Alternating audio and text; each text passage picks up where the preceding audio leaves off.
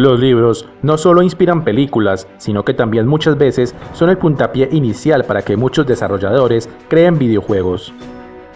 Estas ideas previas surgen en la mente de un equipo de desarrolladores con ideas nunca antes vistas y coincidiendo con los libros, pueden tener la capacidad de trasladarnos a una época o a un universo de fantasía.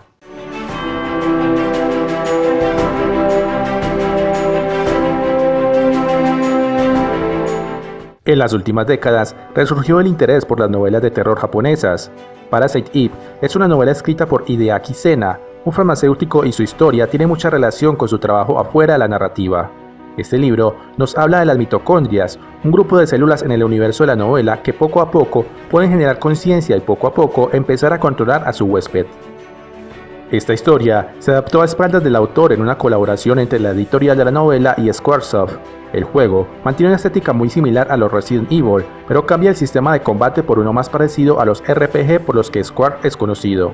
Lo más interesante de este trabajo es que el videojuego es la secuela canon de la novela original, algo que le encantó a su autor.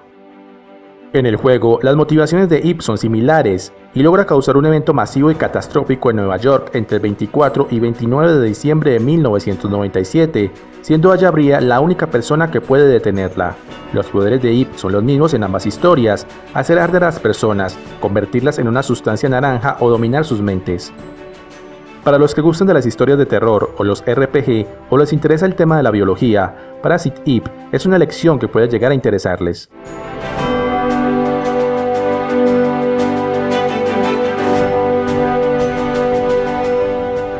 De acuerdo a la productora Jade Raymond, el primer Assassin's Creed estaba inspirado en la novela de 1938 de Vladimir Bartol, Alamut. La novela está ambientada en Alamut, que era una fortaleza persa real localizada a 100 kilómetros de donde está hoy en día Teherán. A principios del siglo XI, la fortaleza de Alamut estaba controlada por un misionario llamado Hassan I-Sabat y sus asesinos, todos ellos hechos históricos usados en la novela de Alamut y después adaptados al universo de Assassin's Creed. Una línea de la novela que dice "nada es una absoluta realidad, todo está permitido", es usada casi palabra por palabra en el juego. Nada es verdad, todo está permitido. El primer juego en particular tiene lugar durante las cruzadas y sigue las hazañas de Altar, un poderoso asesino encargado de derribar a los miembros de los caballeros templarios opositores. Sin embargo, Alamut no trata el tema de la tecnología avanzada ni de los artefactos mágicos para prevenir el cataclismo masivo del 2012. Eso es un añadido de los creadores del juego. Quitando los elementos de ciencia ficción, Assassin's Creed es ficción histórica, por lo que tiene sentido que el libro en el que se basa tenga raíces históricas.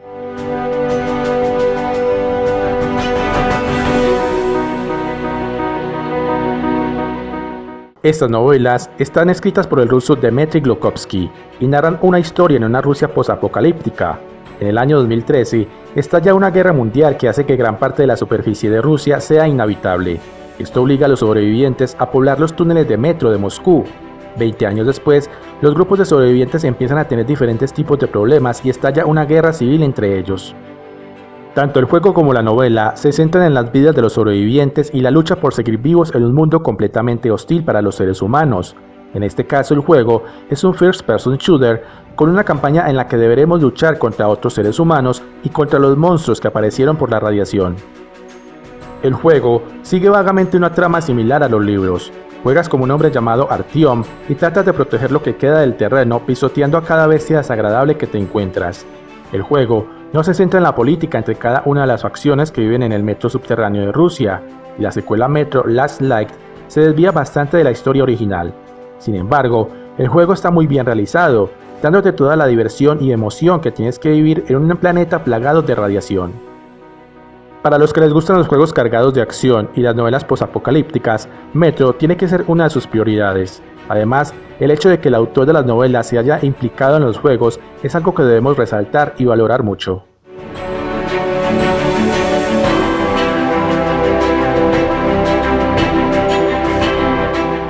El caso con The Witcher es un caso extraño dentro de la historia de la literatura y de los videojuegos. A pesar de que estas novelas son extremadamente populares en Polonia, su país de origen, el salto al resto del mundo se dio con fuerza luego de que salieran los videojuegos basados en estos libros. Lamentablemente, Andrzej Sapkowski, autor de las novelas originales, pensó que los videojuegos iban a ser un desastre y no se mantuvo implicado con el desarrollo de los mismos. Esto hizo que el trabajo de las dos partes no haya sido el mejor. Aún así, hay que reconocer que como adaptación, The Witcher es una saga bastante fiel a los libros en los que se basa.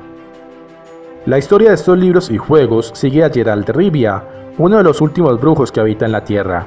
Estos brujos son personas con poderes que los mejoran y los hacen ideales para cazar monstruos. Lamentablemente esto hace que la sociedad los vea con malos ojos y tengamos un personaje que a pesar de que realice actos heroicos, no es recibido como un héroe. Usando un recurso como la amnesia, nos presentan a un Geralt que ha perdido gran parte de su memoria, permitiéndote aprender sobre el mundo en el que vive y sus habitantes a medida que progresa. Los juegos en sí mismos son famosos por vadear en la ética gris de los propios libros, solo que esta vez las elecciones que tomes se hacen realidad y afectan al mundo más que simplemente girar una página. Como dato curioso, en Polonia, la serie se conoce como Wiedźmin y fue originalmente traducida al inglés como Hexer.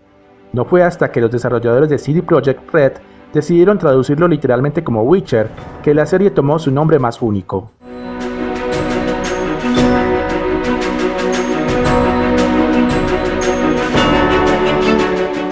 En el corazón de las tinieblas de Conrad es un relato estremecedor sobre los hombres malvados, los efectos del dominio colonial inglés y el racismo en el continente africano. Sigue al comerciante de marfil Charles Marlowe en su viaje por el río Congo. Charles oye hablar de un hombre misterioso llamado Sr. Kurtz, con el cual se obsesiona. Pero cuanto más sabes de él, más te das cuenta de que quizás Charles se ha alejado un poco de su objetivo principal. La historia también forma parte, más o menos, de la trama de la clásica película de Vietnam Apocalypse Now. El juego también se basa de forma definitiva en este libro. El capitán Martin Walker conduce a su equipo a través de las ruinas de Dubái en busca del coronel John Conrad, que puede o no haber sido deshonesto. El nombre Conrad, por supuesto, es una referencia no demasiado sutil al autor de su mayor inspiración. A medida que progresas en el juego, la realidad comienza a desentrañar la verdad conforme te acercas al corazón de las tinieblas, y acabas siendo responsable de más de unos cuantos crímenes de guerra propios. Las atrocidades que van presentándose durante la trama del juego, desde linchamientos populares a ataques con fósforo blanco sobre la población civil, pasando por posibles ejecuciones sumarias o disparar contra civiles desarmados, van creando una atmósfera enfermiza en la que nuestras acciones bélicas más propias del género, como tiroteos increíbles contra la multitud de enemigos que aparecen desde la nada para ser abatidos, va resultándonos cada vez más incómodos y vacíos. Como el propio Walker, vamos comprendiendo que algo ahí no está bien y que no somos en ningún caso unos héroes, sino más bien unos villanos. Spec Ops: The Line se aprovecha de una de las narraciones más afortunadas y citadas de nuestro tiempo y la une con la estructura de viaje hacia lo desconocido, que también se adapta a las tramas de videojuego, permitiéndose así el lujo de reflexionar sobre la guerra y sus consecuencias, algo para lo que su condición interactiva le da muchas ventajas.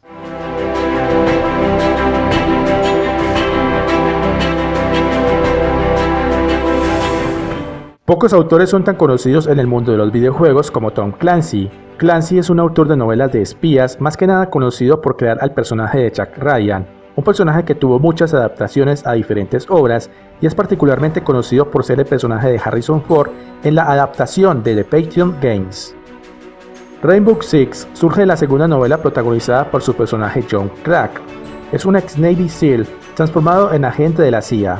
Es en este libro que conocemos al Rainbow Six, un grupo antiterrorista de élite que inspiró la saga de juegos del mismo nombre. En los juegos manejaremos a un equipo de Rainbow Six y deberemos enfrentarnos a diferentes misiones para eliminar o capturar a nuestros blancos. Quizás no sea uno de los juegos más interesantes relacionados a la obra de Clancy, pero sí es uno de los que sale directamente de los libros. Si les gustan las historias de agentes secretos y los shooters tácticos, Rainbow Six es una opción ideal. El guión del juego se cambió para asemejarse al del libro y que el efecto comercial fuese mucho más grande. El problema es que el juego se terminó mucho antes y hubo que improvisar un final que por supuesto difiere de la versión novelística. El alto nivel de producción del juego, su apartado visual, su extrema dificultad y su modo cooperativo lo hicieron merecedor de la fama que todavía arrastra.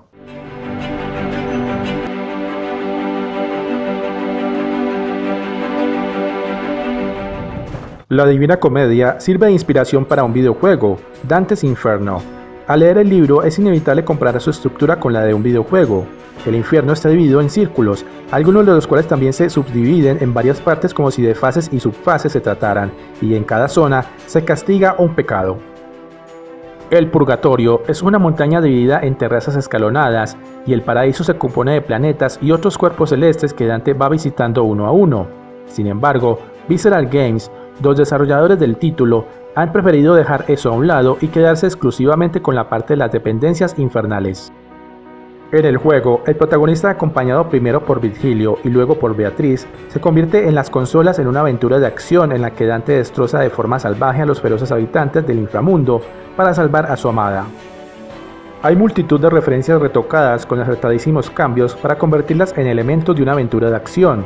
Los demoníacos bebés no bautizados del limbo, la aparición de personajes de la antigüedad como Platón y Aristóteles, un monstruoso rey Minos que hace las veces de juez del infierno, Beatriz como víctima, Dante como cruzado, en otros elementos adaptados para el juego. Se podría definir a Dante's Inferno como sangriento, espectacular, tétrico y con una banda sonora más que acertada, una sorprendente e interesante reinterpretación de una antigua obra maestra de la literatura universal.